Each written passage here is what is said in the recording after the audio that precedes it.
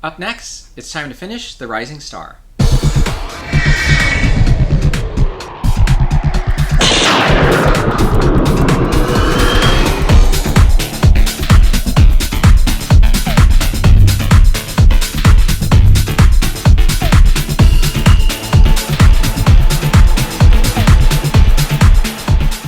Well, hey guys, and welcome back to another Initiative Modeler. So I'm ready to continue and complete my build of the Rising Star. This again is from the original series of Battlestar Galactica, and this is a resin cast model of the ship available from Spacecraft Creations, and the link is below if you are interested. Now, if you've been following along, you know in the first video I spent my time rescribing a lot of the panel lines. The reason I did that is because some of them were a bit shallow, and I'm going to be applying a wash to the ship. I want to be sure that those panel lines do show up after that wash, so I took a scribing tool and did that.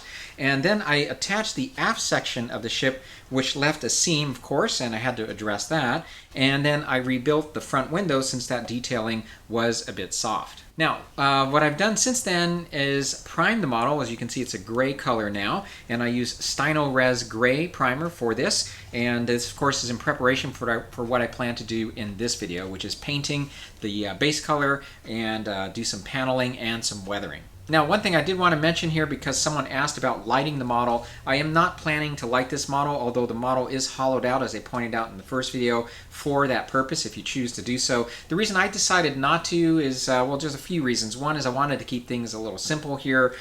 Secondly, I thought it would be easy to transport a model like this if I do decide to take it to a model show or two without it being tied to a base. So having it separate like this would be a lot easier to pack and keep from breaking. So let's talk about painting now. Let's go ahead and take a look at these reference pictures that I showed you from the last time. These are reference pictures that I found on a site called Modeler Magic, and it's a beautiful replica done by a professional modeler named Ed Marecki, who actually worked on shows like Star Trek and numerous other productions. Now, no doubt he did his research on how it was painted, and as you look at this, you're probably as surprised as I am that the paint scheme is a bit more complex than what I felt came across on screen.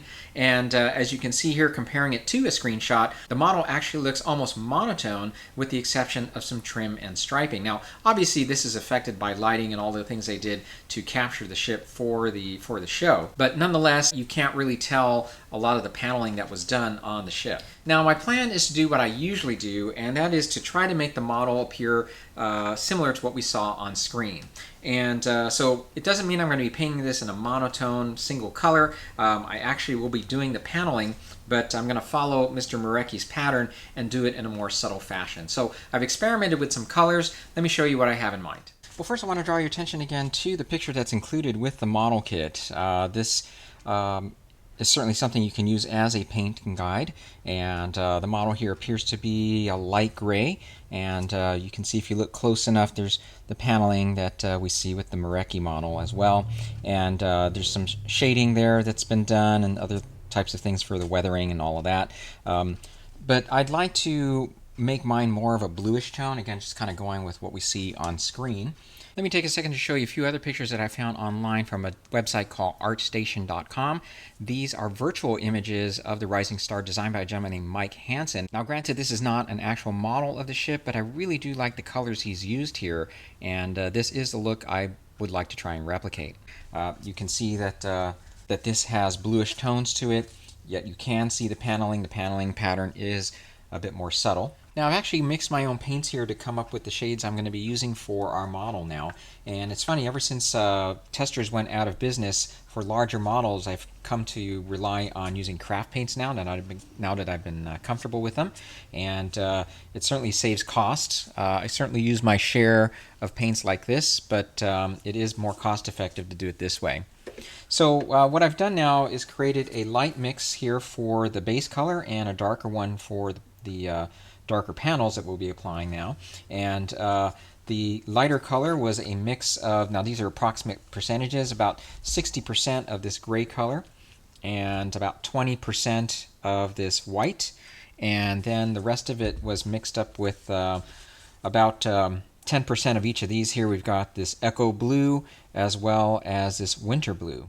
And one thing that I like to do, and some modelers tell me they don't really need to do this when they work with craft paints, but I like to filter the paint, as you see here. Now the filter I'm using here is actually meant for resin printing.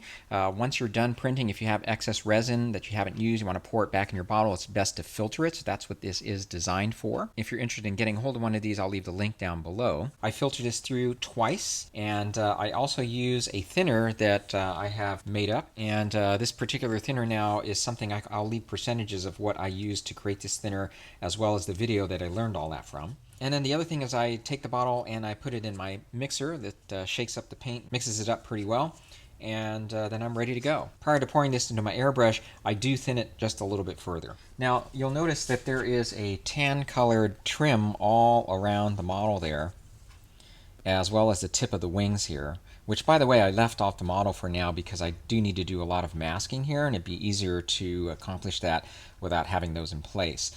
But for that tan color, I'm going to basically use this for the most part and kind of lighten that up a little bit with some white. Well, jumping ahead now, the base color has been applied, and just using my Galeri 98 airbrush, as you see here. And it went on pretty well without any problems. And I'm very happy with the shade of light gray blue that it turned out. In fact, I think it would be a great shade for a Voyager model. I do have one of those in my stash there that I do plan to get to eventually. But I'm going to go ahead and give this some time to dry. I wish I could stick this into my food dehydrator to help with drying, but it's too large of a model, so I'm going to give this some time to dry. When we come back, we'll start applying the darker panels. Okay guys, well I'm going to jump ahead here and show you now what the model looks like after the paint has been applied for the hull panels. So not much to show you with this particular part of the build because most of this was of course masking the model up, but here's some video of me doing that. I confine myself to using Tamyia masking tape since it usually does a great job with preventing damage to the base coat or base color. I think it gives you the best chance of not lifting off any of that paint. I also used pages from a torn magazine to help protect larger areas of the ship from accidentally being sprayed. And you'll also note that I applied the tan trim around the ship and along the bottom aft section. And for this again I used that Monument Hobbies golden brown, and I did add a little white to it. Now obviously what I was trying to do here was to replicate the paint scheme of the original miniature, and of course this required close inspection of my reference sources. Now I mentioned I was using these other pictures that I had found online, but I was actually able to find one shot of the studio miniature, and this one here is a picture that was used in an auction catalog. And upon close inspection, I did in fact note that there are some differences in the way the panel lines are drawn out on our model versus that of the studio miniature. And so what I tried to do was to duplicate the pattern as best I could, but obviously it isn't exactly the same as the miniature because of that. And you'll also note that there are some structural differences here as well. For example, you can notice that the outline of these intakes are more angled on our model versus that of the studio miniature. And there are a few other minor differences as well. But even so, I still think we'll end up with a very nice replica of the ship regardless of these differences. Alright, so I have applied a clear gloss coat, as you can see, and this is in preparation for decal application, so that is what is coming up next. And after that, that's going to be followed by a wash and final detailing and weathering of the ship. Well, ready for decal application now, and these are the decals that come with the kit. You can see I've already cut out some of them. And because sometimes these types of decals can be a little delicate, as a precaution I decided to go ahead and apply some liquid decal film. This is from Microscale Industries, and this is just to strengthen them up a little bit. So not sure if this is completely necessary, but again, just doing this as a precaution. So we're going to go ahead and start with applying this yellow decal here. I'm going to go ahead and put it into the water. These decals often don't take very long to soak, and so let's see how this goes here.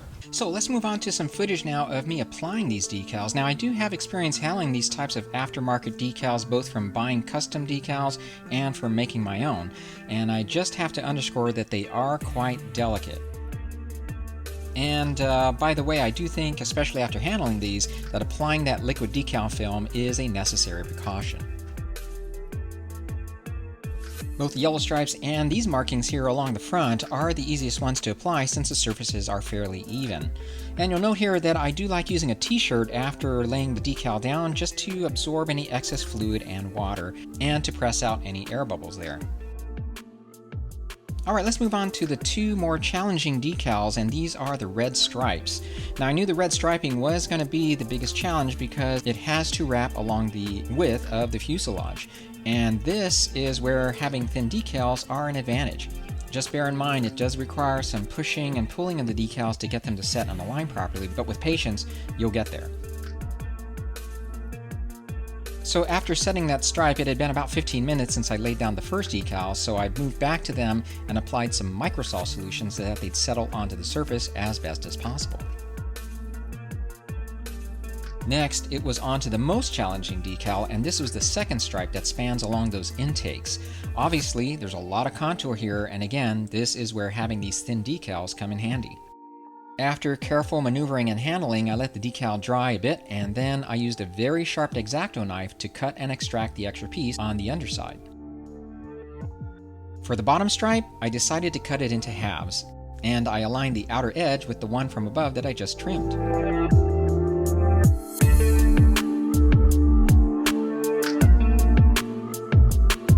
I purposely cut the other side a little long with the intention that it would overlap. I really didn't care if it did, since you won't be able to easily see this part of the model once it's mounted onto the stand.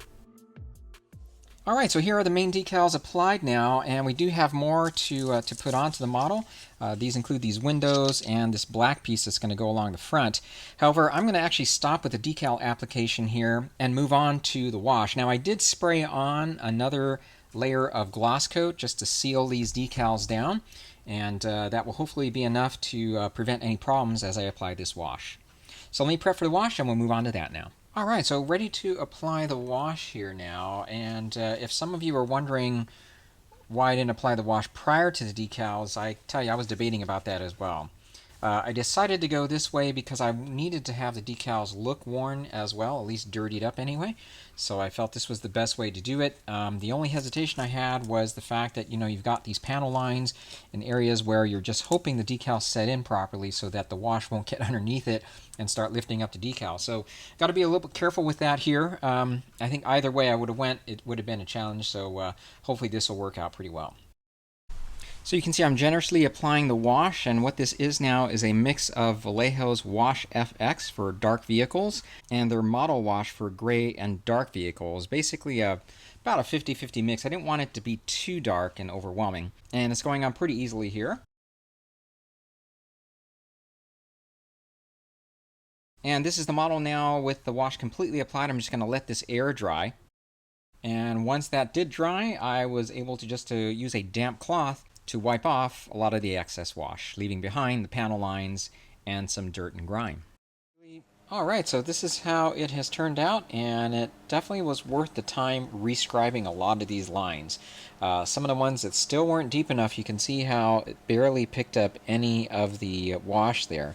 And I know a lot of these would have looked the same way, so I'm really happy that I spent the time to do that. Not a big deal, though, that those aren't being picked up. I can either use a pencil now to pencil those in, or I do plan on doing a bit more weathering, so I don't think that's going to be a problem at all. Alright, so the bottom turned out great. Ready now to apply the wash on the top side. Looks like it wasn't a problem with the decals, although you can see how some of the wash can accumulate next to the edges of the decals. Not too worried about what it looks like here because you're really not going to see that very well anyway. But let's go ahead and apply the wash now to the top.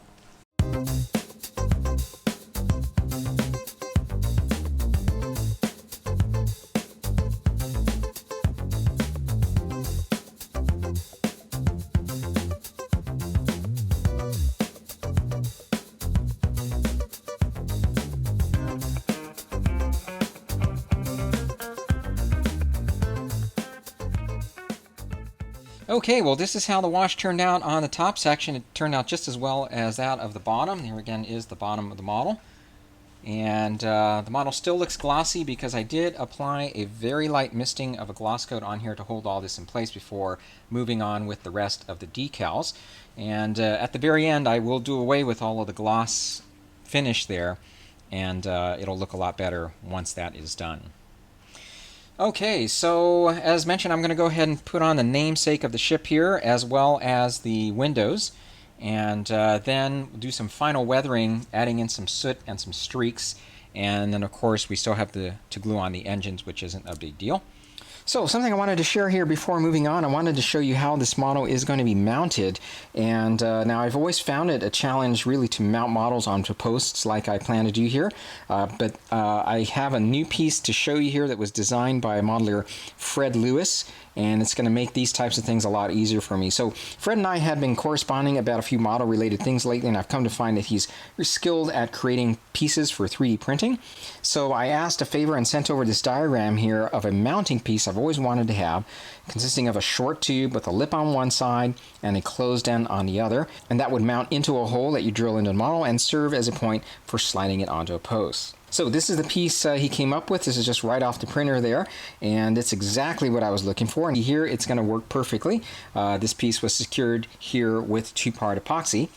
And as you can see, I'm going to use an aluminum rod here to mount it onto, and you can see it slides just right on like that.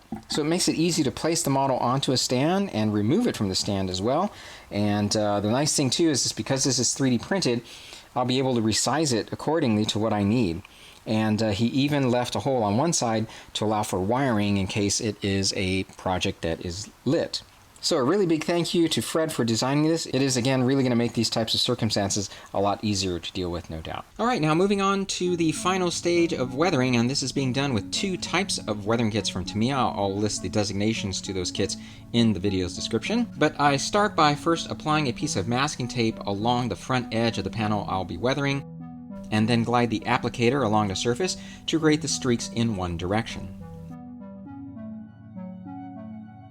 The masking tape, of course, helps to confine the pigment application to the panel you're working on rather than it spreading to the adjacent one. It just overall helps to make the application look more precise. And for this, I'm just trying to replicate the look of the studio miniature using those pictures as a guide, and also randomly selecting areas myself. The colors being applied here now include black, brown, and a rust color. Now remember, I did apply a gloss coat, and not only does that help with the wash, but it also helps with this type of application. If you make a mistake, as you see here, and you want to just take away from the application, just wipe it away with a swab. In the end, all of this will be sealed with a misting of another clear coat. And now applying the same techniques to the underside. Okay, so definitely in the final stretch here now, and what I'm in the process of doing is applying the decals for the windows. These are the decals that came with the model. You can see Steve gave us a variation of black, yellow, and blue windows. The blue ones aren't going to show up well on this model, but I will try the yellow ones. If they don't look right, I'll just stick with the black. Turns out now the windows are all along this raised line here, here, and here. If you take a look at the picture of the lit model, that's exactly where those windows are. So I'm going to go ahead and finish applying those. It shouldn't take very long. Well, let me show you the stand real quick here that I created for this model. Pretty simple. I started off with a wooden piece I found at Dollar Tree, and first covered it with some styrene plastic, attaching that with some 2-part epoxy. You can see the aluminum tube now is glued into place. This was first secured into place with 2-part epoxy as well. You can see I used the mounting piece that Fred Lewis created. Once this was glued into place, I added further stability by using milliput around here. And the top part of this wooden box was a little on the thin side, so I wanted to add a little more support, and that's why you see 2 pieces of a dowel that have been glued into place for further support there. So I've already tested this, placing the model on it, and it works well. And one last thing to show you here is how I completed the front window, and I went with my idea of using this light cure resin I found at Michael's. I'll go ahead and post the details of this product below, but for this application I used a toothpick to fill in each individual window. Once that was in place, I used a handheld UV flashlight to at least begin the curing process. And once all the windows were filled in, I placed the entire section under a more powerful UV lamp for about 2 minutes to fully cure the resin. Now once that was cured, I used alcohol to clean off any residue. Then I moved on to painting them black. So I was actually thinking of leaving them clear, but the black goes along with the rest of the portholes, which are of course those black decals that were provided with the kit. Alright, so I'm going to just go ahead and attach the engines now, as well as those fins on the wings, and I'll show you the completed project in just a second.